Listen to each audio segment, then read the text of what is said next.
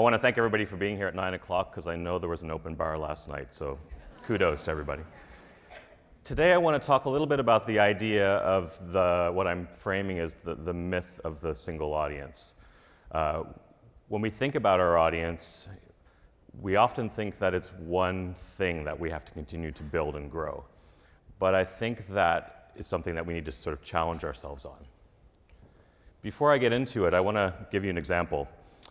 Last year, as part of our summer series, we presented the band Los Tigres del Norte. And we knew that this was a band that had a huge following in the Mexican community.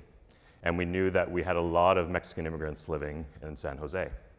So we did extensive outreach into that community, and we saw that audience turn up, and 66%, over 2/3, were new to file. I don't know if they're ever going to come back in the building, and I'm okay with that. And I think that's something we all need to think about.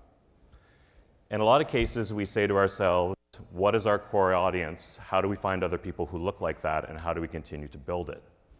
But I think when we think about our building and the way that it connects to the community, I think it's important to get as many people through that space, whether they come once, whether they come twice, or whether they come 10 times. We all know this funnel. We sort of see this idea that was the thing that we were all taught to think about when we were developing audiences. Let's get people in for a free performance, an occasional event. Let's turn them into single ticket buyers. Let's get them as returning single ticket buyers. Maybe they become a new subscriber. They try a small package. They become a renewed subscriber, and then finally maybe a donor or board member. And then we were running all these sort of studies. We were running ethnographic and geographic studies to see, okay, well, who else in my community looks like this audience, and how do we find more of them? And again, I think that just perpetuates that sense of homogeneity. And I think that's a real problem for our institutions. We talk a lot about the idea of being relevant, and in the recent leadership summit that we did over the last couple of days, our keynote speaker was Ken Fisher. And Ken Fisher learned a motto from Patrick Hayes, sort of legendary arts presenter and arts administrator in the United States, whose motto was, everybody in, nobody out. And I think the simplicity of that statement, especially given the backdrop of the last 24 hours, is more relevant than ever. We need everybody in and nobody out.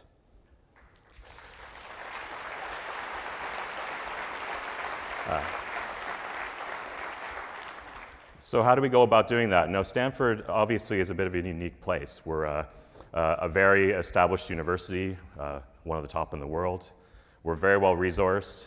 There's been a focus over the last couple of years on the importance of the arts on campus. We were very famous for our STEM programs, science, technology, engineering, and math, but we didn't do a lot to really harness and grow the reputation of the arts and humanities side.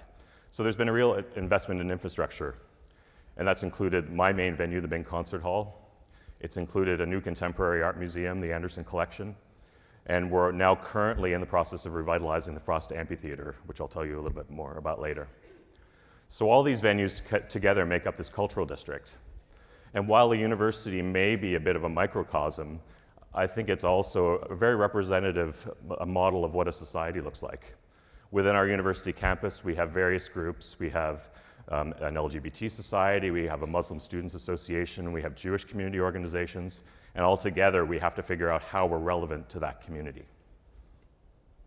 So let's take a look at the subscriber demographics when I came to Bing Concert Hall. So it's probably very similar to a lot of organizations in this room. It tended to be older. People were coming from very close by. They had a high degree of educational attainment, and they represented 50% of our ticket sales. And when you look at that within the Stanford connection, about 15% were students, 20% were employees, and 25% were connected in some other way. So 60% of the people were coming directly from the Stanford community.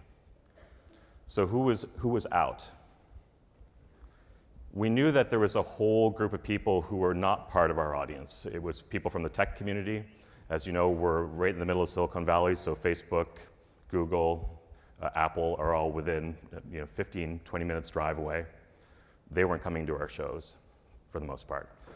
While student participation was there, again, it wasn't the sort of participation we wanted from our student audiences. So what was keeping them out? So we started to break that down and think about that in a comprehensive way. How do we get more people into our spaces?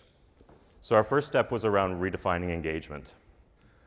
You'll see on the left, that was our 15-16 season catalog, and it was fairly standard. We got all the information from agents and managers once we had programmed the season.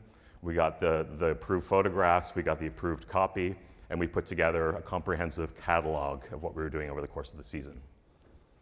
On the right, you'll see our 17-18 brochure, which is actually taking a whole new approach to the way we actually view Stanford Live in the season. We're looking at it from a much more narrative perspective. How do we tell a better story? So we framed our whole season around a thing that we thought was an important conversation that needed to happen in the community around the idea of nationalism and American identity over the last century. And we selected a number of artists and programs that fit that, so it wasn't just a hodgepodge or collection of programs throughout the season, but ones that in some way connected to each other. And we made all of the narrative throughout the program about the storytelling of what that season was about and what it was going to be. We even put the curators on the spot. I wanted all of our curators to be front and center and take responsibility for what they had programmed. So at the beginning of the brochure, you're introduced to the three of us, myself and my two other programming colleagues. And then throughout the brochure, we had these little quotes which put the work in context to say, here exactly is the reason why we chose this artist and why we think they're important. And we carry that message throughout the season in all our email communications and everything else that we're doing.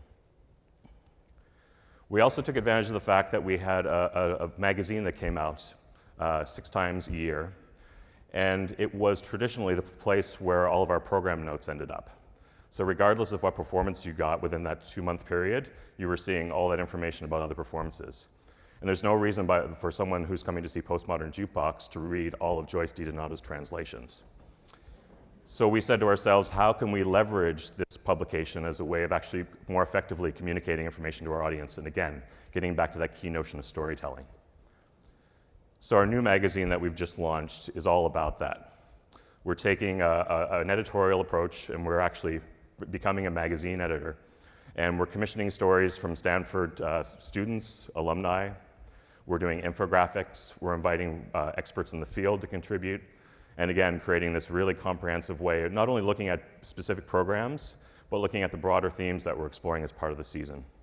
For example, we're doing a lot of things looking at the whole idea behind nationhood and soft power in the season.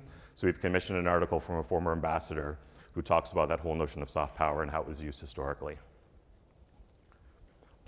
Partnerships is another way to bring new people into the building.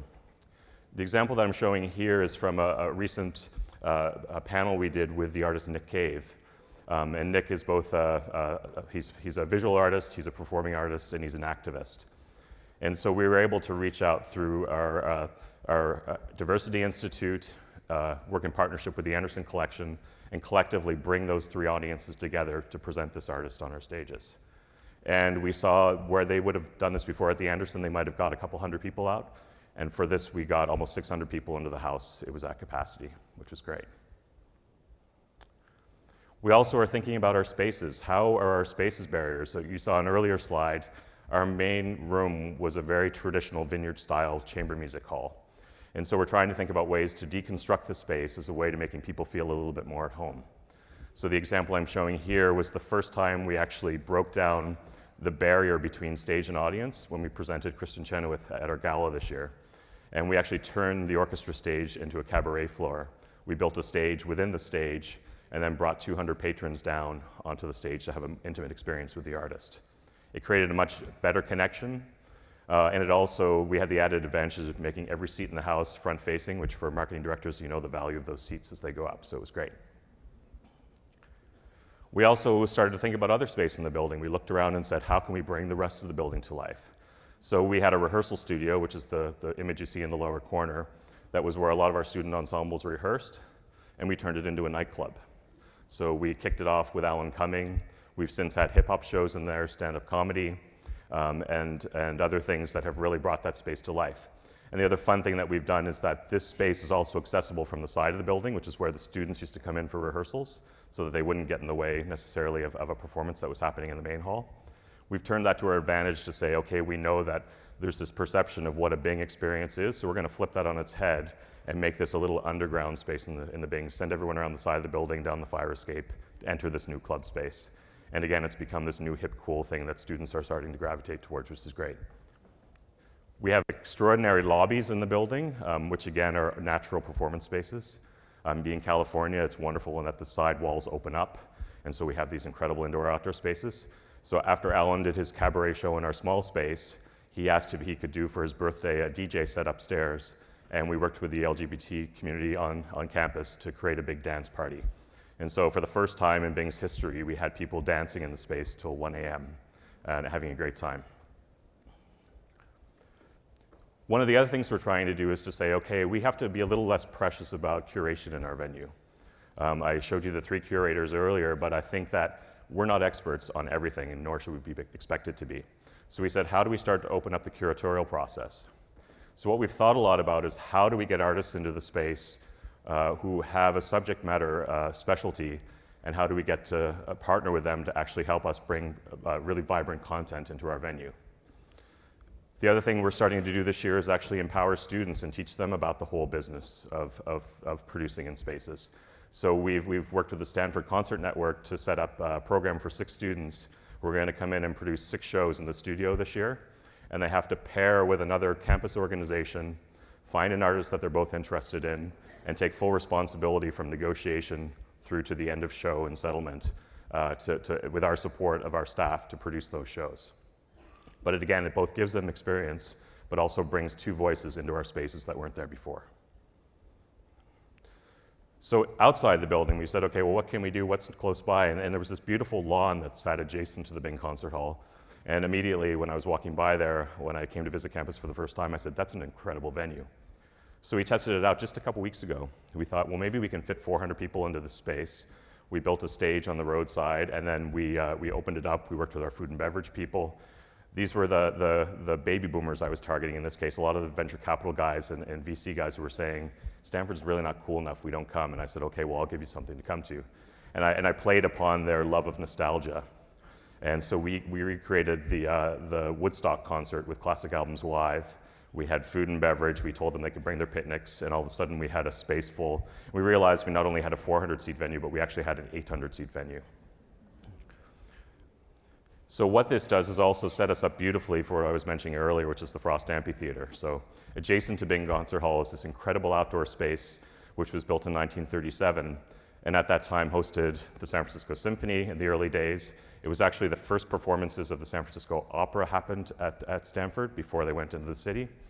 And then through the years, Duke Ellington, Louis Armstrong, Ella Fitzgerald, through Santana, through the Grateful Dead, all performed in this space. But then the mix of drugs and alcohol in the 70s and 80s scared the administration, so they essentially shuttered the place. And finally, they've gotten the confidence to actually reopen it again. So we just about a month ago initiated the capital project that will result in the image that you see here, which will give us a fully staged space and capacity for 8,000 people. So again, we're going to have another whole space on campus, the ultimate democratic space where we'll do a range of programming from symphonic concerts to partnerships with major promoters to really bring that space and that whole cultural quarter to life. And we're really excited about it. So a couple things just to finish up to think about. First of all, there's no one-size-fits-all approach. Every organization we work in is incredibly different. You have to really look at your community and figure out ways to make it relevant. Take a ride on the subway or streetcar. Walk into your local shopping center and see whether or not that audience is reflected in your space. And think about what you can do to make your space more relevant to them. Be great storytellers. As I've mentioned throughout the presentation, I think one of the things that we fail at often is that we present information in a way that we think everybody knows what we're talking about. And if you're selling your season on artists and repertoire, and someone opens up and doesn't recognize either of those, then you're immediately alienating them and telling them they're not welcome. So how do you tell the story behind that, and why do you say why these people are important to have in your space? Build partnerships in your community. I know it's a pain and collaboration takes time, but the results and the value that you get out of those relationships can be exponentially important in the growth and sustainability of your organization. And finally, keep audiences guessing. I think it's really important that we keep that element of surprise and delight, not only in marketing, but in programming and in the way that we use space. We want to make sure that everybody walks in and has an experience that really kind of captivates them. and makes them go back and tell their friends about what a great experience they had. And I just want to end on one point that's not here, which is I think the most important thing we all need to think about going forward is that we need to be empathetic and we need to be compassionate. Thank you.